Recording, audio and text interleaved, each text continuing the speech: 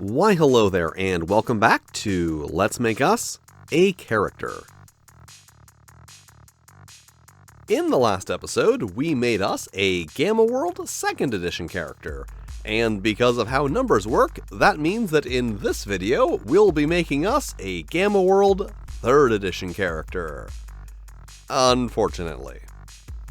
Anyway, Gamma World 3rd Edition was released in 1986 and is another box set containing a two-sided 21 by 33 inch color map, 64-page rulebook, 32-page adventure book, 16-page reference book, 6-panel Game Master and player screens, and a set of 2d10s and 4d6.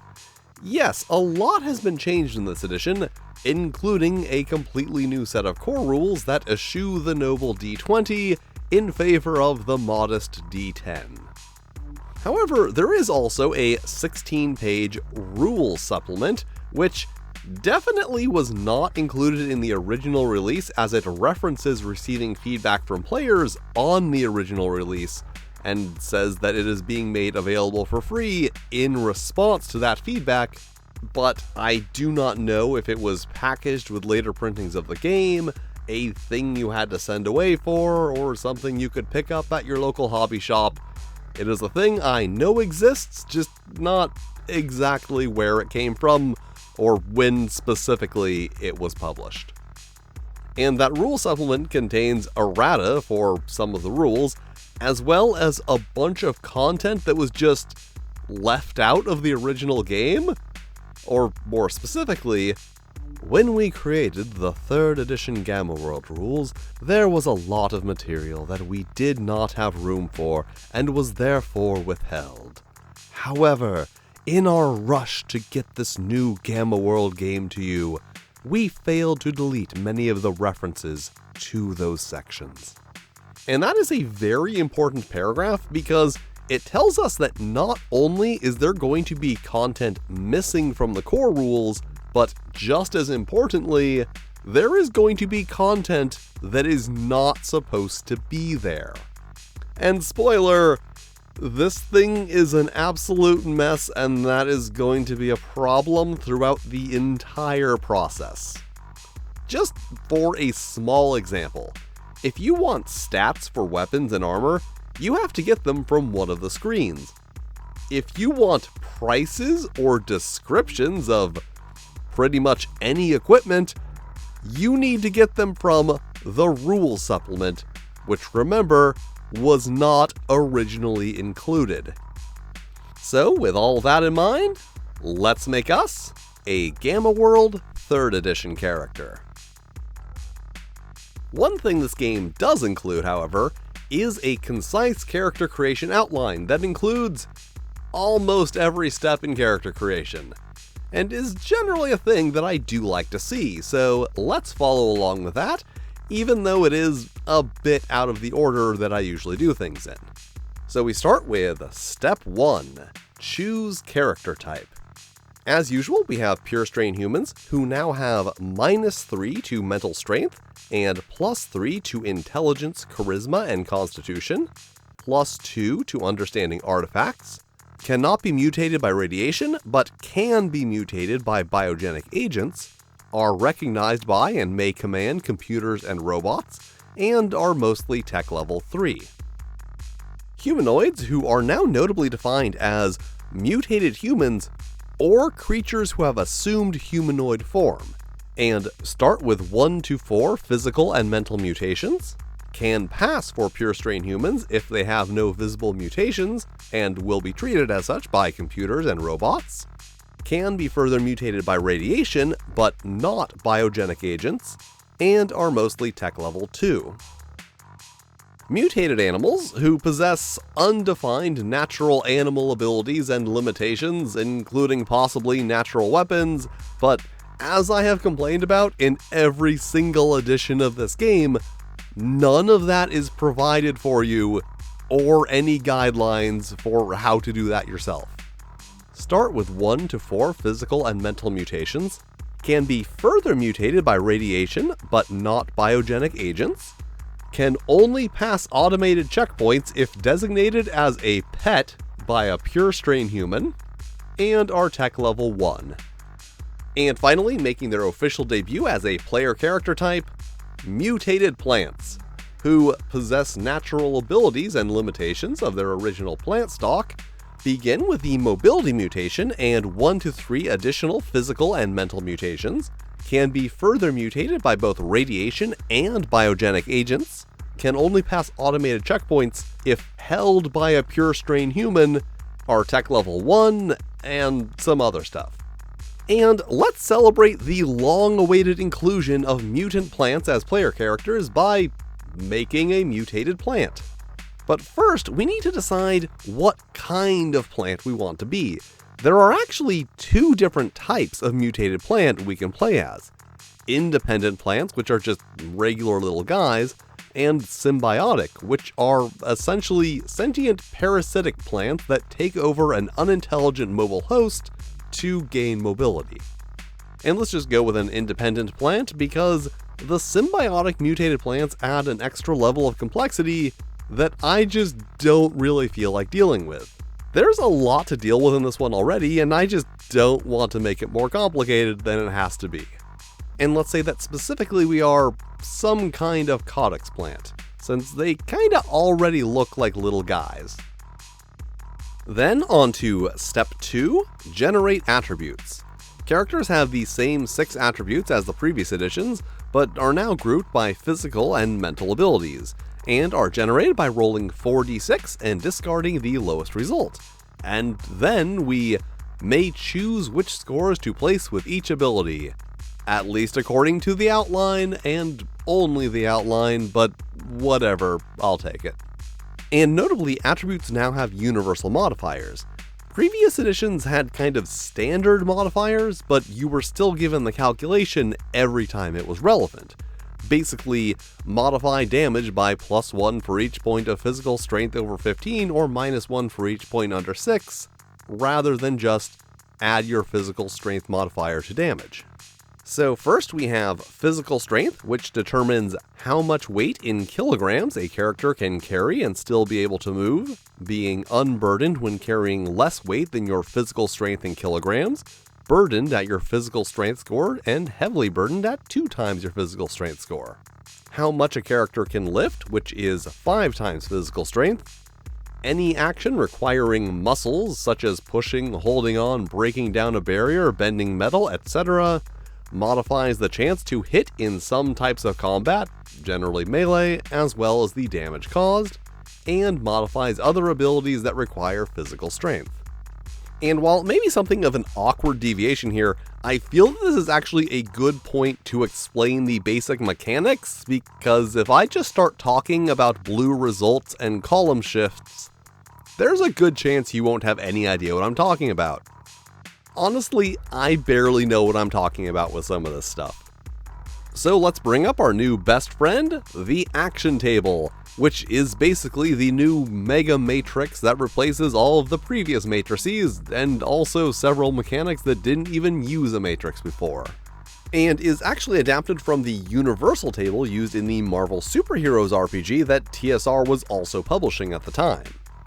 And how does this thing work? Well, for a very simple explanation, let's say that we are trying to force open a door. Our strength is 13, so we go to the 13th column of the action table, then roll a d100, and we got a 63, which is a blue success, as indicated by the fact that it is blue. And in general, any of the colored results are a success, with white being a failure and black often a critical failure. And then there are basically 4 ways that a roll can be modified. The value that determines which column you roll on can be adjusted, which is kind of obvious, so I won't elaborate. Then there are column shifts, which change the column that we use, and this is notably different from changing the value that determines the column, because that value might also determine other things, and also once you get into the ABC and XYZ results, the increments between columns get much larger. So if you were at 1, a -3 would put you in column C, but a -3 column shift would put you in column A. So if we had a +1 column shift on this test, it would shift us to column 14, on which the same roll would be a green success. Then there are result shifts, which shift the result. So if we had a result shift of +1 on this check, it would bump the result from blue to green, regardless of where we rolled in that blue range. And finally, result factor shifts.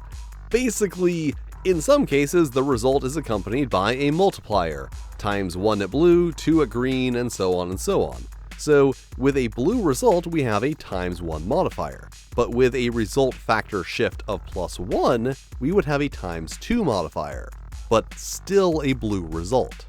And that is an important distinction because let's say this was a fair difficulty task requiring a result of green or better to succeed, a +1 column or result shift would give us a success on the check, but a +1 result factor shift would not. So that's the action table, and basically everything is now color-coded and runs through this one table. Injuries, reactions, difficulties, durations, and ranges. And it's very easy to understand what the intention was, but at times it does feel like we are using the table just to use the table. Anyway, back to the attributes. Dexterity determines any action requiring careful movements and swift response, modifies the chance of a character striking first in a fight, aka initiative, modifies the chance of surprise, modifies the chance to hit and damage in some types of combat, ranged mainly, and modifies other abilities that require careful action or swift response. Constitution, which determines the number of 6-sided hit dice a character begins the game with, the modifier for each hit die roll, the character's chance to resist inimical effects such as radiation, poison, and diseases. I swear, tabletop game designers love making the weirdest word choices. And basically, as mentioned, the radiation and poison matrices are gone, replaced with the action table. So let's say we were exposed to a burst of intensity 15 radiation. We would go to column 15 and roll for the radiation, and 59, which is a green result. And radiation deals damage equal to 1/2 its intensity, but a green result is also ×2, so 1/2 × 2 is 1 and 15 damage.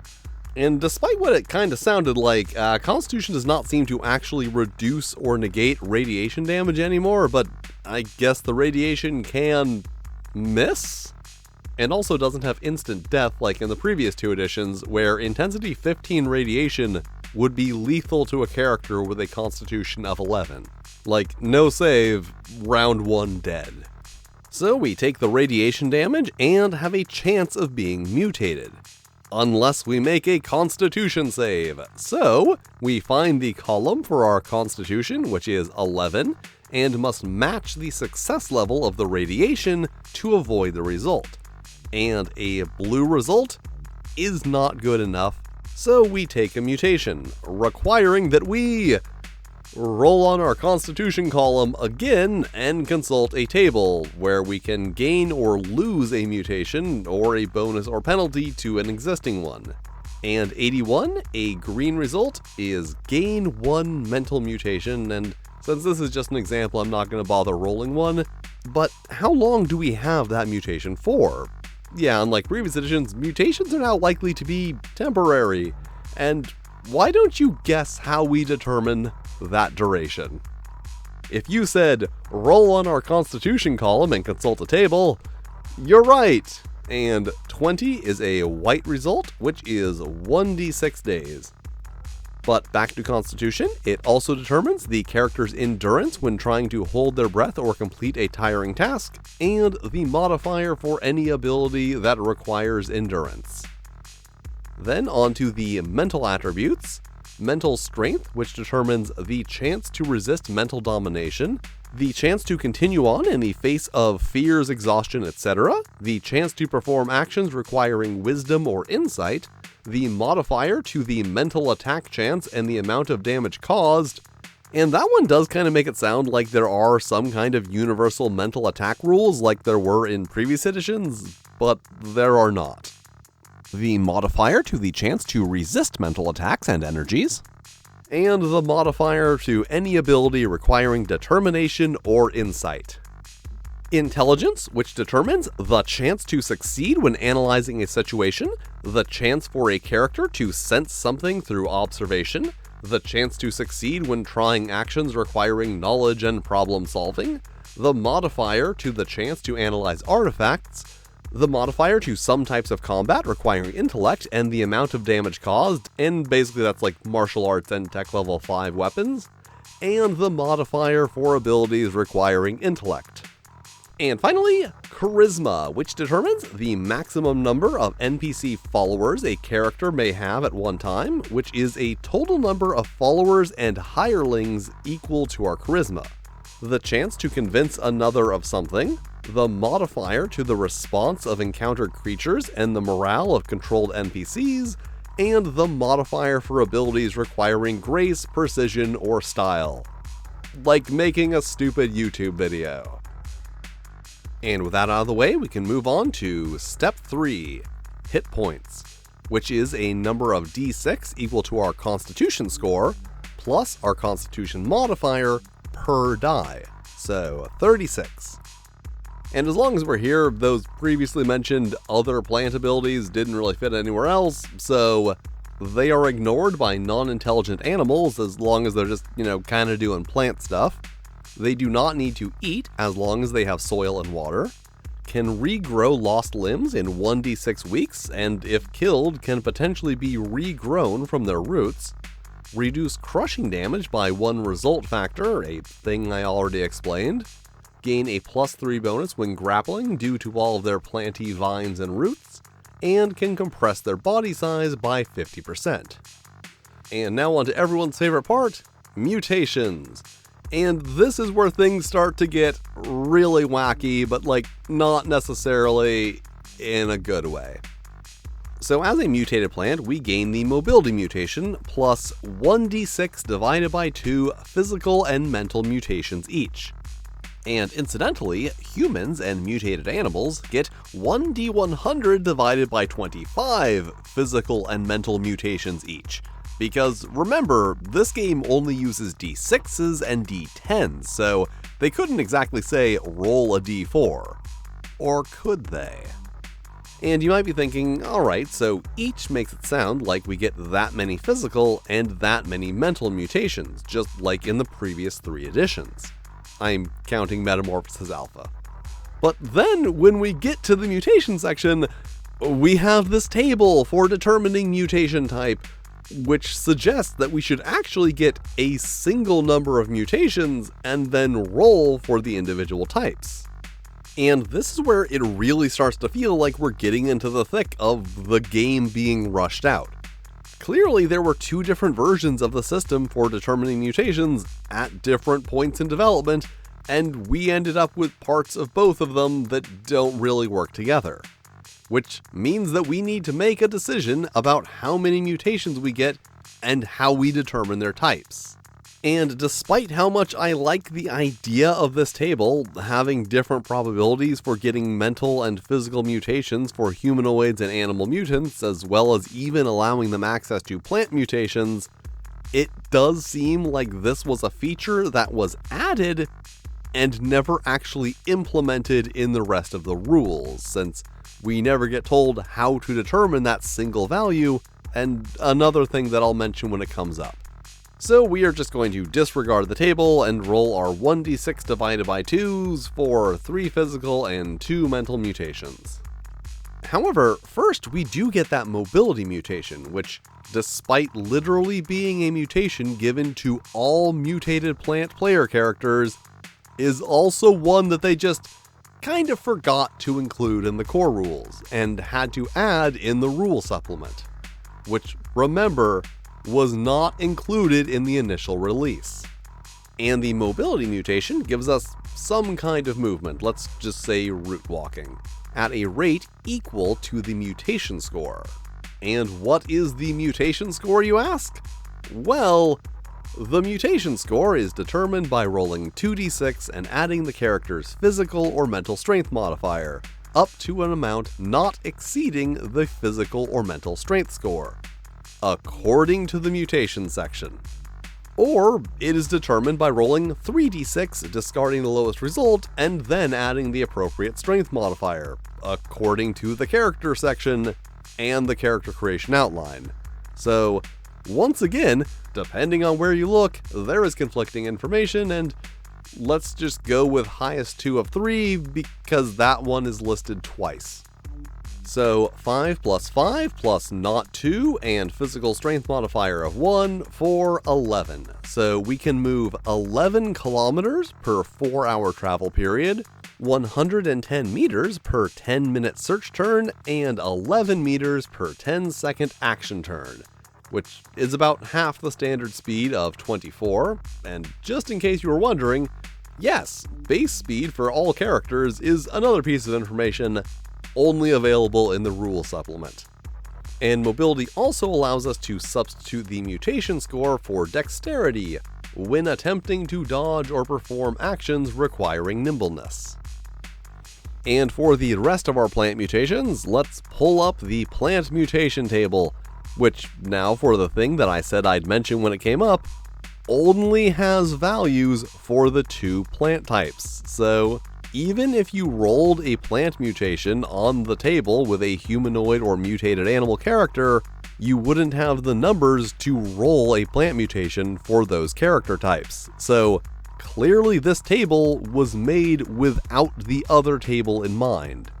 And yes, the physical mutation table is equally missing values for plant characters. So let's roll, and modified vines/roots, which gives us 2d6, 1d6 divided by 2 meter long tentacles with a number of hit points equal to the mutation score. Then we roll for a specific type, and manipulation vines, which each possesses 1 sense for the plant to control it. Okay, maybe we check the core rulebook on this one, and the plant has 2d4 tough gripping vines. These do no damage themselves, but can act like hands and manipulate devices any hand could use. So, I guess we'll take the functionality from the original version, but with the number and length from the rule supplement version, because that version seems to be more intended for player characters. Then Anti-Life Leech, which is a more powerful version of the physical mutation of the same name. So let's look that up, and that allows us to counter a Life Leech attempt, but for the plant variant, we get to do 12 damage instead of 6. And for our final plant mutation, Spore Cloud, which lets us release a spore cloud that has some kind of quality, and we must roll for a specific type, and Irritant, which causes targets to suffer a -1 column shift to checks per result factor for 10 rounds. And really worth noting here, the plant mutations are one of the most messed up things in this book. Almost the entire selection of plant mutations were either not included in the core rules or were revised in the rule supplement. And by almost the entire selection, I mean everything other than Anti-Life Leech. And while some of these revisions were just tweaks like modified vines/roots, others, like Spore Cloud, were completely redesigned.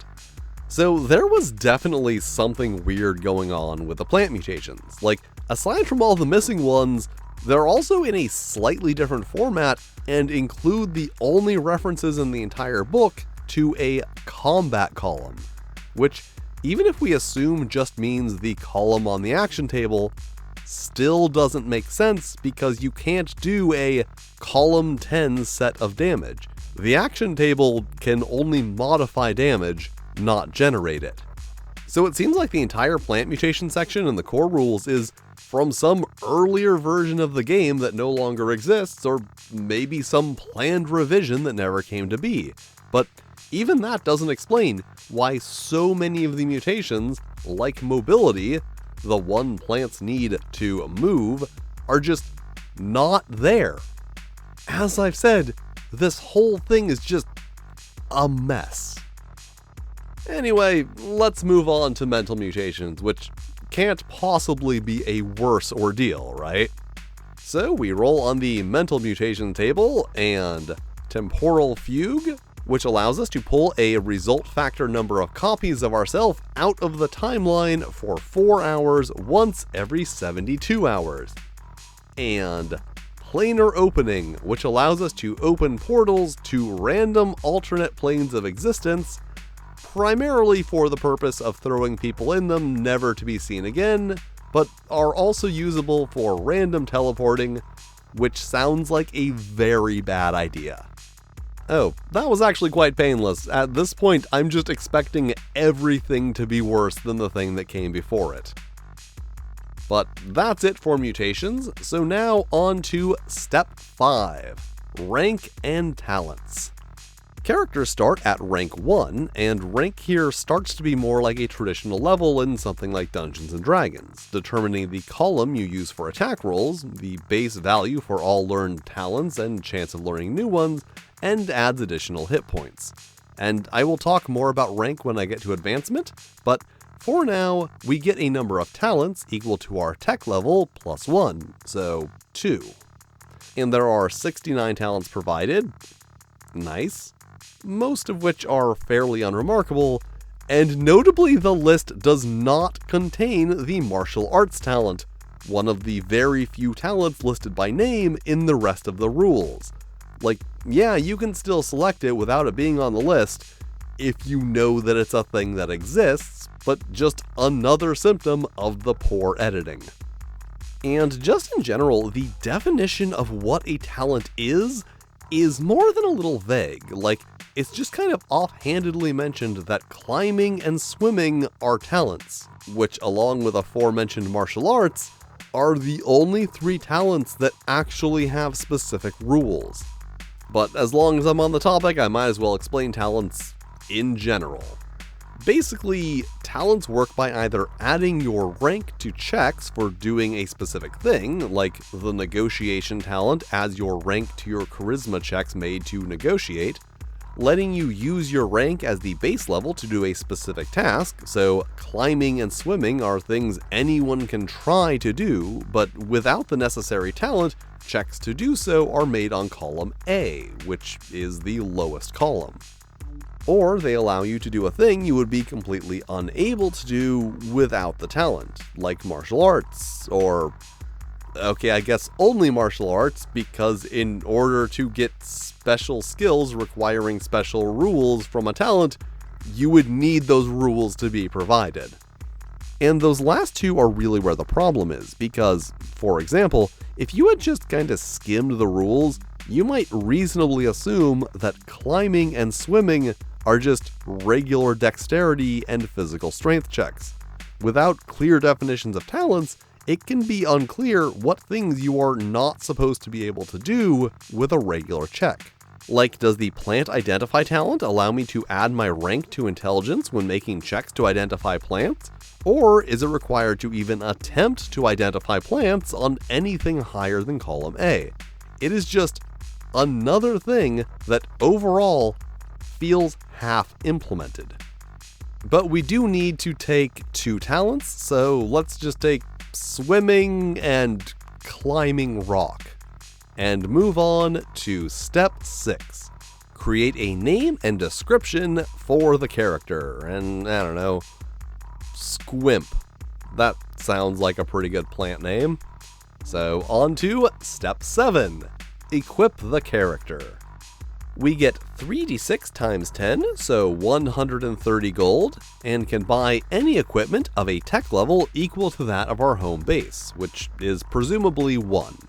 And once again, we can try to find higher level equipment by rolling on the column equal to 10 plus the tech level of the base, so 11, with a yellow result required to find an item 1 level higher than the tech level of the base at twice the cost, or an orange or red result for 2 or 3 levels higher at 5 times the cost. And notably, there are now 5 tech levels, basically primitive, medieval, and 16th through 20th century, and then futuristic and alien, which are usable but not entirely understandable to player characters, and player characters cannot be tech level 4 or 5. So more strictly establishing tech levels as a character attribute does also give pure strain humans another advantage, as they have the easiest access to and understanding of the best technology. Like, yeah, even a pure strain human is unlikely to be able to stroll up to a shop and just buy a laser rifle, but for a walking plant that is pretty much impossible. So let's see if we can get a Morning Star, which according to the GM screen is tech level 2, meaning that as a lowly tech level 1 plant living in a lowly tech level 1 world, we need a yellow success to find one. And 98, a red success, which kinda makes me wish I'd gone for like a gun or something, but we can get the Morning Star at a price of... Oh yeah, if we want prices, we need to pull up the rules supplement, which only includes the prices and weights of the items, not even the tech levels. Anyway, a Morning Star has a base price of 20 gold, meaning that we must pay 40. Then let's pick up a sling, just in case we want to kill something that is outside of tendril range. And even if we did roll well enough, we couldn't afford any of the better armors, which is unfortunate because putting this thing in plate would have been hilarious, but studded leather is almost as funny. And then, of course, adventuring essentials, notably with no food and extra water because plant, leaving us with 4 gold and 8 domars, which are pre-apocalyptic currency in the form of plastic discs. Our studded leather armor gives us an AC of 3, and amazingly, ascending AC from TSR in 1986. Kinda. Our Morning Star has a base damage of 12 and Sling Stones 2 with a range of 15. And the weight of all that equipment is wrong. The weights for weapons in this game are very wrong, and ironically, with so much conflicting information, are one of the things that is consistent across multiple sources. So, a Morning Star weighs 5 kilograms, which is 11 pounds.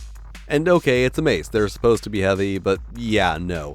Nobody is swinging around an 11-pound mace in battle. That's around the high end for the weight of a pike, a weapon best described from a modern perspective as a comically long spear.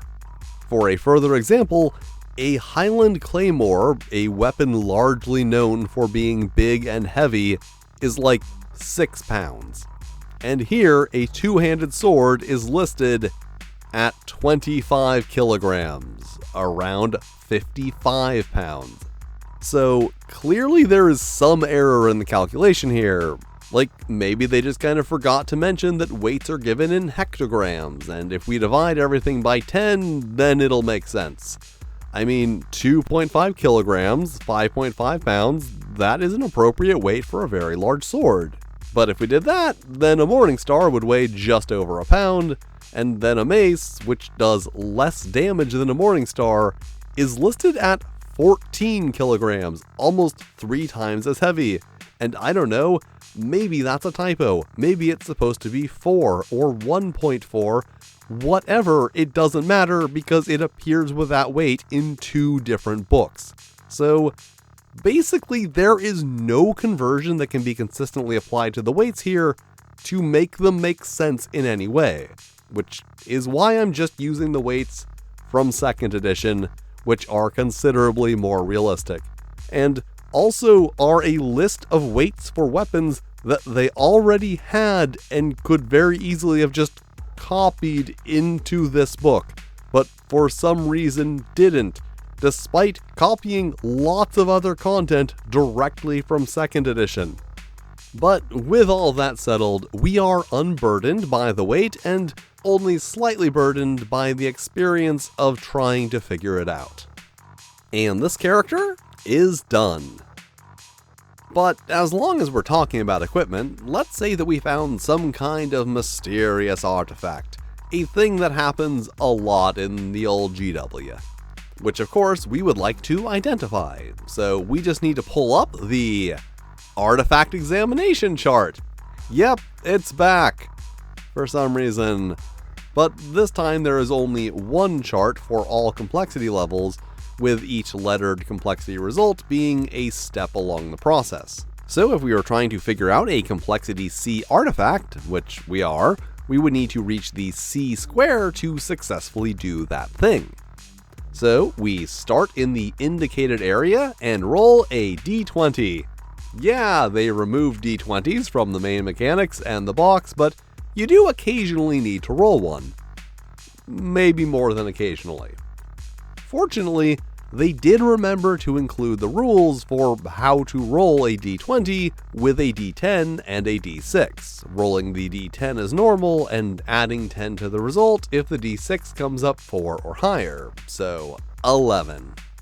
Then we add our intelligence modifier, so -1 because plants ain't too smart, and a tech level adjustment which is equal to the tech level of the character, 1, minus the tech level of the item, 3, so -2 for -3 overall. Then we follow the arrows as indicated by the roll result and continue rolling and following the arrows until we reach the required space, or possibly until we reach the wavy lines indicating a malfunction, the skull and crossbones indicating that we have damaged ourselves or someone else with the item, or one of the diamonds indicating that you have incorrectly identified the item in some way, all of which can prematurely end the identification process. So overall, it is somewhat simplified from first edition, and definitely a more detailed experience than second, but honestly, every time I have to explain artifact identification in one of these videos, it feels more and more like something that I just would not want to deal with in an actual game. And also, isn't this like the perfect opportunity to use the action table? You know, like maybe intelligence column modified by tech level, and then difficulty set by complexity level with maybe column or result shifts on future attempts with near successes. Like, yeah, that might not be a perfect system, but at least it's an attempt to use the core mechanics of the game. Anyway, for identifying the thing, we receive 3 experience points. Yes, artifacts award XP equal to the tech level, which isn't actually as bad as it sounds. But now that we've gone through all of the boring stuff, let's say we run this character through their paces. And, let's see. We haven't fought a robot yet. Combat is a simple 11-step process. I'm just kidding. It's 12 if we count checking for surprise, but you are not likely to actually need every step in every encounter. So step 1 is both sides declare their intended actions, but that's going to make the rest of the video less fun, so let's just skip ahead to step 2, determine which side has the initiative. So both sides roll a d6 and add the highest initiative modifier from their side. This is group initiative. And we go first, so step 3, the first side moves. And we can move up to our movement rate, or up to half our movement rate if we want to perform any other action. But we don't really need to move, so step 4, resolve all mental attacks, which basically includes the use of all mental powers. And we are going to use Temporal Fugue. So we roll on the column of our mutation score for that particular mutation, which is 11. And 57, a blue result, which is a ×1 result factor, so we pull 1 copy of ourselves from the near past or future. And reasonably, that copy has not yet exhausted their once per 3 days use of Temporal Fugue, but I'm going to say that that is going against the spirit of the rules. Then the other side makes any mental attacks, and nope, so we move on to step 5, resolve the first side's missile and thrown weapons. And don't really feel like using any of those right now, so step 6, resolve the first side's melee and unarmed attacks. And while we already used our action for the round using Temporal Fugue, our temporal clone has not, and elects to, as we used to say in the 90s, get medieval on his ass, attacking with our Morningstar. So we pull up the action table and find the column corresponding to, somewhat disappointingly, not our physical strength, but our rank of 1. But then we do add our physical strength modifier, bringing it up to 2. However, then we subtract the enemy's dexterity modifier of 2, so down to 0, which puts us in column C. But then there is another penalty for the difference between the character's tech level and the weapon. So another -1 and down to -1, which is still column C. As I said earlier, since these are unspecified adjustments to the rank, and then we roll on the column equal to the adjusted rank, we could go all the way down to rank -5 before going into column B. So we roll and barely succeed on a 72. However, the tech level difference is also subtracted from the result, fortunately to a minimum of blue. So the attack hits for the base damage of the Morningstar, which is 12, plus physical strength modifier of 1 for 13 times our result factor of 1, so 13 total damage, which is then reduced by the robot's armor at the rate of armor class times 5, so -10 for 3 damage taken. And with that out of the way, we move on to Step 7. Second movement phase, in which any members of the first side may use any remaining movement, and I think we're good.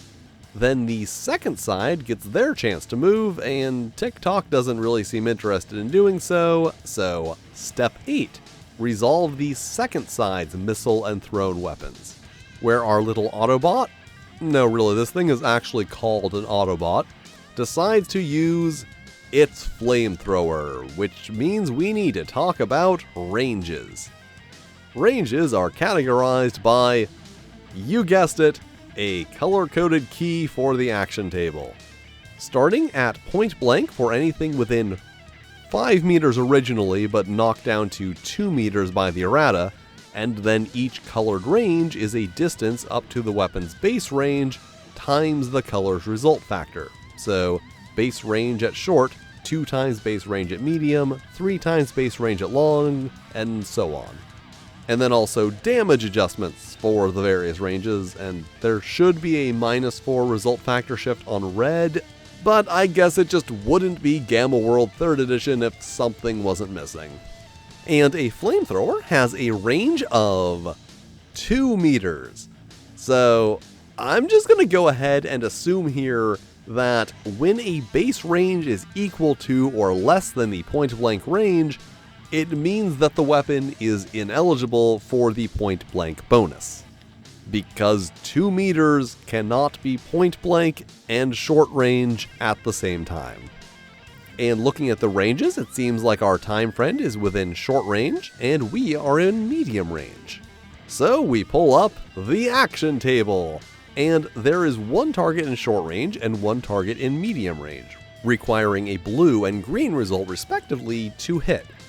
And there aren't any actual specific rules for flamethrowers, so I'm just going to assume that a single attack targets everything in a 10-meter line, which is its maximum range. However, robots, as well as other creatures, do not have a rank, so its effective rank for determining attack column is its hit dice, so 6. Then, because this is a range attack, adds its dexterity modifier of +2, so 8 overall.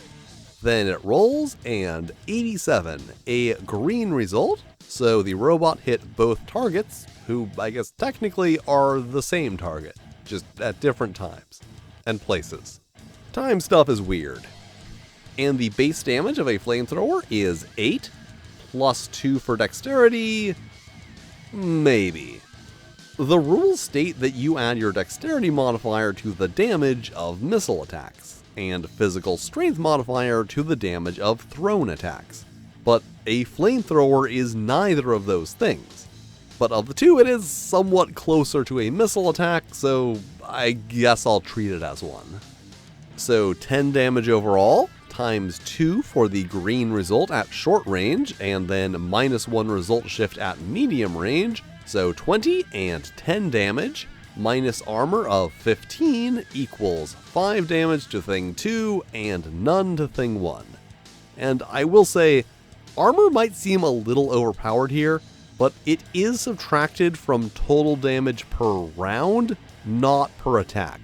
It just happens to be one of those things that properly illustrating in the video would make the combat example more complicated than I really want to deal with. So on to step 9, resolve the second side's melee and unarmed attacks. Nope. And step 10, both sides resolve other actions. This is things like reloading or changing weapons and using any remaining movement. For example, to dive out of the way before step 11, detonate grenades and bombs, in which any explosives used in the previous round go off. Which means it's on to round 2. So we roll initiative again, and this time the robot goes first. And nothing happens until step 4, where the robot does not have any mental attacks, being a robot and all. However, since it is being kind of rude and chipping away at its hit points all day will be inconvenient, let's just use planar opening, which does specifically allow us to manipulate the opening to attack a target. So we make a mutation attack using our mutation score, so column 13 and 89. A yellow result, and this attack does base damage equal to 1/2 the mutation score, so 7, rounding up does seem to be the standard here, times 3 for the result factor, for 21, minus 10 armor is 11 damage total. And the robot must make a dexterity save, rolling on column 18 and 64, which is a green result, but unfortunately it needed a yellow result to save, so it falls into another dimension, likely never to be seen again. And for defeating the robot, we receive 6 experience points, 1 for each hit die. Yeah, experience point rewards in this game are very small, but actually in a good way. And just so I can explain advancement, let's say that this was at the conclusion of a challenging quest. Completing quest rewards 20 experience per challenge level, so for an easy, fair, advanced, difficult, challenging quest, it is 100 experience points. And what do we do with all those experience points? Well, we buy increases to our scores at the cost of 100 points per current rank, ability score, or mutation score, or 200 points per skill level. But the skill system is currently optional and also unavailable until rank 5, or just kinda unavailable if you didn't happen to have the rule supplement because, yep, it's another thing that was just kind of left out of the core rules. But the short version is skills give bonuses that can be added to rolls, so we could spend 200 XP to get a +1 bonus to a specific strength skill versus 1300 XP for an overall +1 to strength. And that does mean that skills have something of a weird functional overlap with talents, but compared to everything else, that's barely worth mentioning. But we do have 100 experience points, so let's buy a rank. And at rank 2, the base column for non-mutation attacks and talents increases to 2. We gain hit points, and at ranks 1 through 5, it is 4 plus Constitution modifier, so 4 hit points, bringing us up to 40 overall. And we have the chance to learn a new talent, so we pull up the action table. Yes, it is inescapable. And roll on the column equal to our current rank, earning a new talent on a white result or 2 new talents on a black result. So the higher your rank, the harder it's going to be to learn new talents.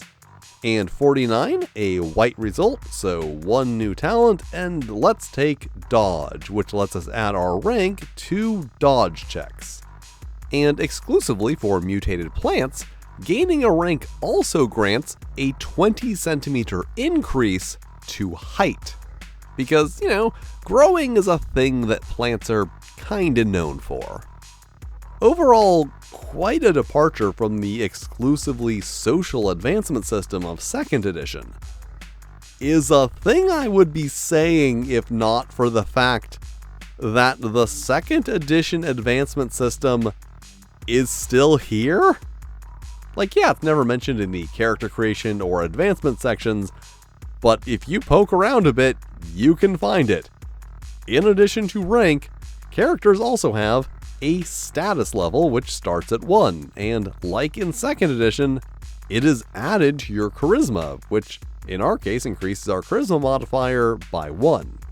It also modifies tests to find higher tech level equipment at bases and information, allows you to borrow an amount of equipment from your community bases up to a value equal to 100 gold times your status, and at status level 3 you can join a cryptic alliance. And I do have some more fun things to say about the cryptic alliances, but for now, it is exactly the same benefits as in 2nd edition. Although they can only function within 20 kilometers of your home community now. And you can increase your status by spending 200 times your current status experience points for a chance to increase your status level by rolling a yellow result on the column of your current rank, which I feel I would be remiss if I did not point out is a 3% chance at rank 1. And you can also earn special experience points for things like acting as the champion of your community or turning over artifacts, which can then only be spent on status. And this is where everything's going to start falling apart again.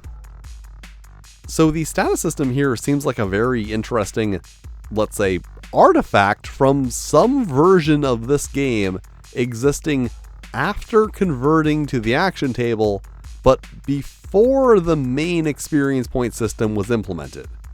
Unlike identifying artifacts, the rules for what status does have been updated to use the action table, but it seems to have never gotten fully converted away from a point when experience points were still called status points. That term comes up once in this section, and then if we look at the section on special awards for members of specific cryptic alliances, it's all status points. And while this section is almost word for word the same as in 2nd edition, enough changes have been made for it to be clear that they were revised for some version of this edition. For example, healers now gain 1 status point for each 20 hit points healed by a patient under their care, instead of 1 for 1. So presumably it was a fairly late change, because these are the only sections in the entire book where you will find the term status point. And I think that is a good place to stop for Gamma World 3rd edition, the thirdest edition of Gamma World. And I guess it's almost okay? If it were a complete game with a full set of consistent, well-explained rules, I would actually be kind of interested by it. The action table isn't a bad idea, just one that seems a little antiquated from a modern perspective. It actually performs a fairly complex task without too much effort to use. I actually really like the concept of rolling for attacks and even environmental dangers to set a difficulty for the saves against those things. It's actually a little funny that the big color-coded table isn't the worst part of this game and might actually be the best. Honestly, it's the kind of thing that might be fun to play around with if it were in a better game. But unfortunately, this is just not a better game.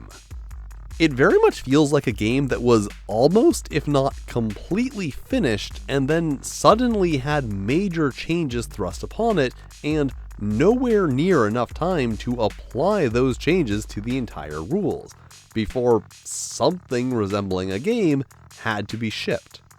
Like, D20s pop up enough in the rules for it to really feel like the game was written with the assumption that D20s were going to be a commonly used thing in this game.